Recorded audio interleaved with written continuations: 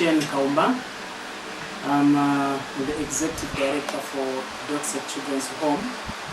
I welcome you to this home, even as we take this moment together with the management of the home in seeing the activities and the programs that the home is running.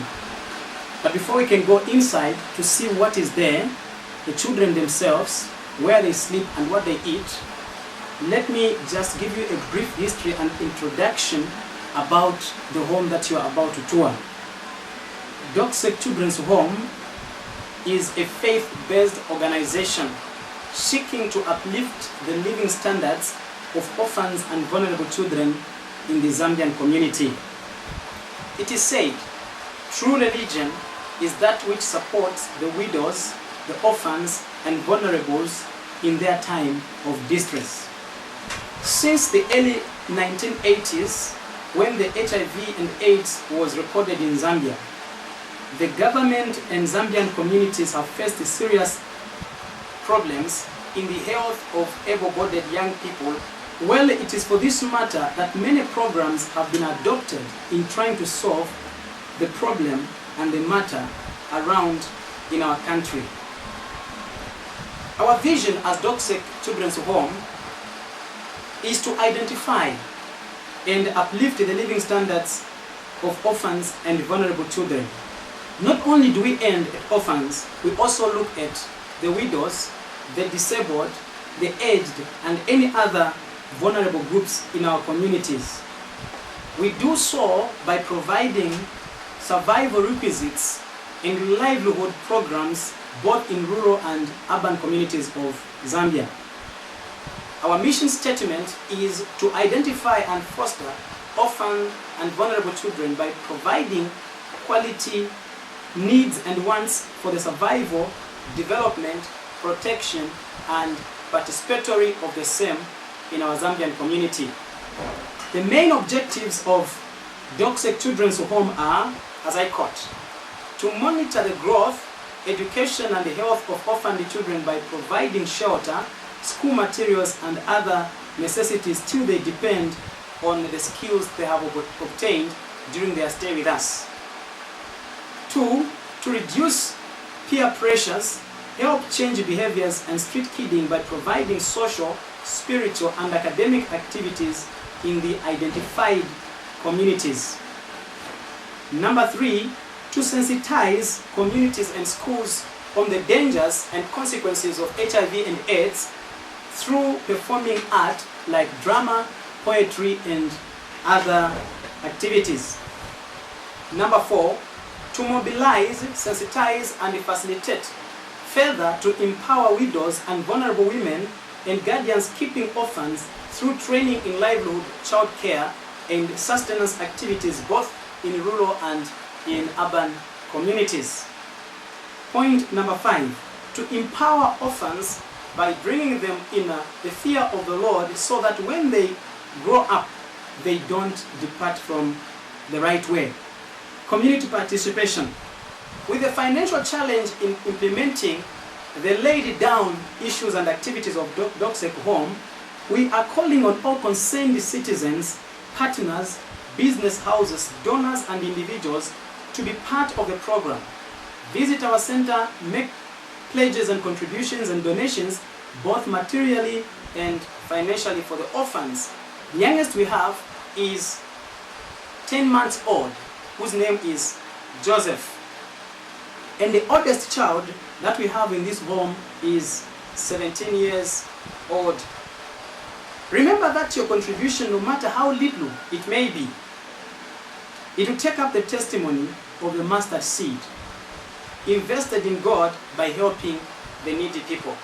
If you are going to see in the details of this home, I must make mention that this home that we are using, the orphanage itself, the center that we are using, it is not our property, but we are tenants and it belongs to someone else. Some of the challenges that we have been having is the issue of us shifting from where we are to go to a new home. These friends of ours from the Netherlands who have tirelessly tried to see how they can help us even in acquiring another new building, another new property, so that our children, they are going to be safe and kept in a new home where they will not dream of being vacated from that place again. Please take this moment with me, even as we get inside, to see some of the children, the activities, where they sleep, what food they eat, and any other program that may be interesting to you. Have this moment, enjoy yourself, and tour with us. God bless you. Come in with me, even as you see these children, the babies, and the caregivers, the people who are taking care of them. A section for the babies, like you heard. As it now, you can get surprised that we have got 2 babies in this room, and the third one, because we are avoiding discrimination, is our own child with my wife, and this child is just playing around with everyone else to show that we love them all and they are all our children. Like you heard from the introductions, this is a home and not an orphanage, where we take all the kids as our own, without choice, without discriminating them. Joshua is 3 years and 4 months old. This boy, when we got him, he was 7 months old. We kept him until this time. That is a grown-up boy. He's even in preschool this time. He's a boy who likes playing around, and he doesn't just cry. When you hear him crying, then it means he's hungry. Otherwise, like you can see, he's a very good boy. He likes toys and he likes fellow babies. This boy that you can see here, this is our youngest boy. His name is Joseph. Joseph is 10 months old. Joseph needs a lot of care, a lot of attention, because he's been malnourished. He's our caregiver, one of our caregivers. Her name is Catherine. She's a very committed woman. She likes children and she likes her job. His name is Desmond. Desmond is 1 year, 4 months. In the night when they are crying or there are any problems, a caregiver is able to attend to them. That is Catherine. As we can see, she's seated right on her bed to take care of Joseph. You are again welcome to this room. This is where all our boys like playing with toys.